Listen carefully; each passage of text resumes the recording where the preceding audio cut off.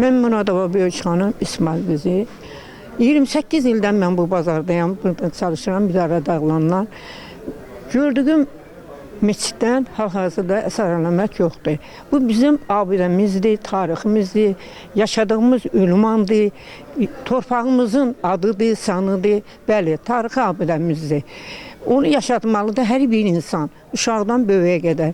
Çünki bizim ardımızca gələn nəslimiz var, onlar onu görməlidir. Biz gərək yaşadaq ki, onu görsünlər. Mənim ən böyük arzum var. İş adamlarına, hər bir kəsdən xahiş edirəm, bu məscidi bərpa eləsinlər, özümüzə qaytarsınlar. Çünki bura bizim inam yerimizdir. İnandığımız bir yerdir. Düzdür, bu günləri bazar kimi istifadə olunur. Amma məscid olmalıdır.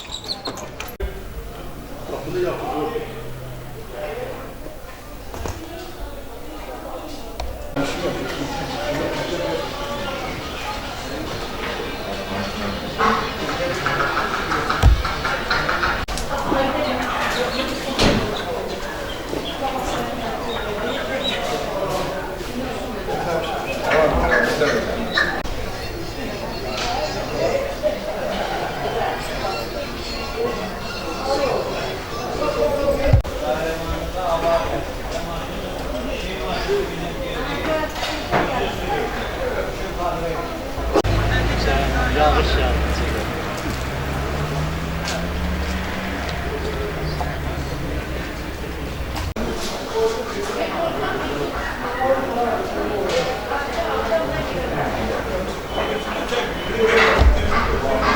Hadi Samet, vardı imkanlar.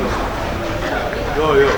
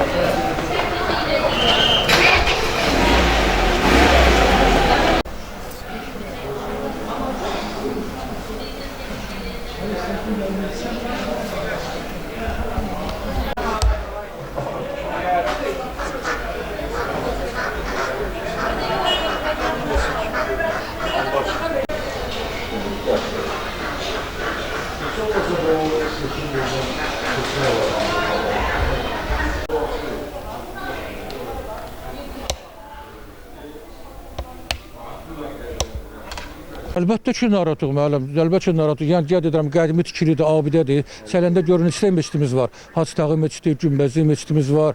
Yəni ki, əlbəttə təmir olunsa bizim məscid nədir? Allahın evidir, elə deyir. Yəni ki, vaxt olub burada gecə də qalanlar olub. Yəni ki, misafirlər olub gəlib burada necə deyirlər, qalıblar. Əlbəttə çox xeyri var. Deyən ki, dağılmağını kim istəyər ki? Təmir olunsa daha gözəl olar.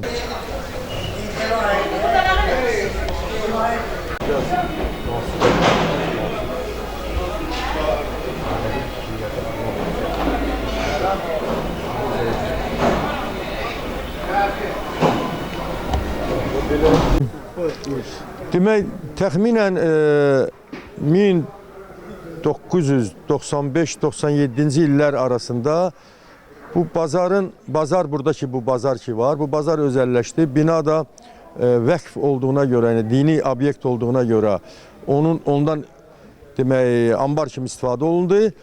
Amma bu binanın getdikcə dağılması prosesi hardasa bir 4-5 il olar bu bina belə dağılma prosesindədir. Yəni buna diqqət yetirilmir.